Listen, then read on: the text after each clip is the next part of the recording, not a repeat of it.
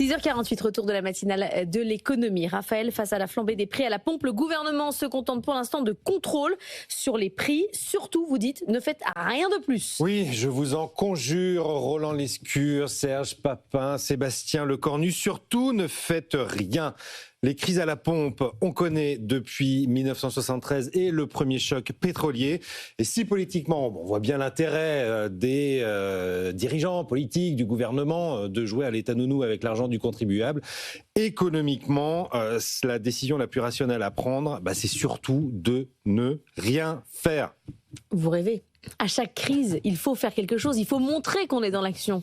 Oui, on rêve ou on guide, s'ils peuvent nous écouter, parce qu'on n'a plus un sou dans les caisses de l'État et que les aides se sont souvent avérées extrêmement ruineuses pour un résultat assez médiocre. On va les reprendre. 2008, c'est la première crise à la pompe du nouveau siècle.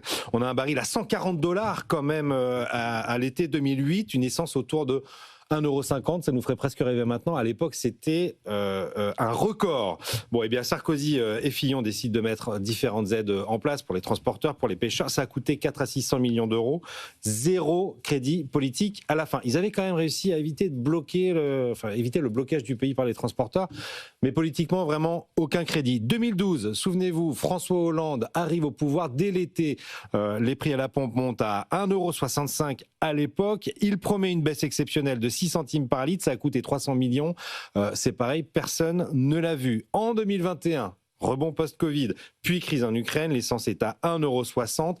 Là, on change de taille, de dimension. C'est 3,8 milliards d'euros qui sont mis sur la table par Emmanuel Macron et par Bruno Le Maire. Vous vous souvenez des chèques Le Maire en 2022.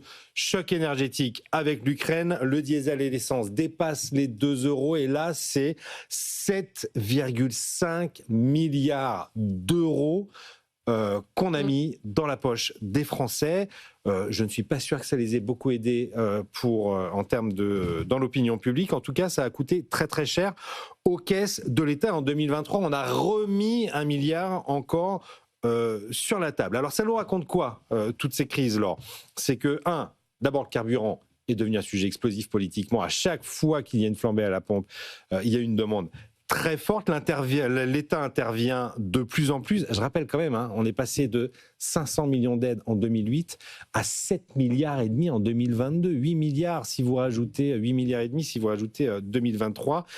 Chaque flambée crée désormais une attente pas possible. Évidemment, on a mis tellement d'argent, alors même qu'on n'a jamais été aussi protégé. C'est quand même ça le sujet. C'est-à-dire qu'en 73, au moment du premier choc pétrolier, 1 heure de SMIC vous payait 3,6 litres d'essence.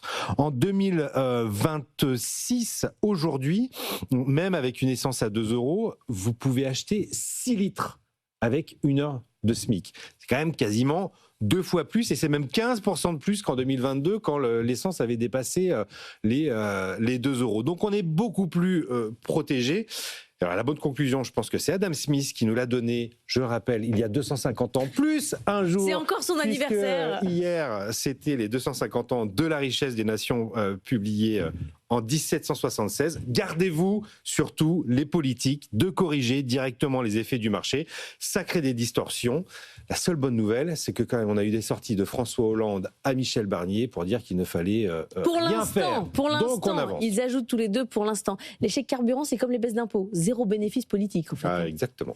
Merci Raphaël. On débattra sur la question des actions de l'État vis-à-vis de la hausse des carburants à la pompe avec Emmanuel Le Chypre et Jean-Marc Daniel. Jean-Marc Daniel qui souhaite toujours un pétrole à la pompe à 4 €.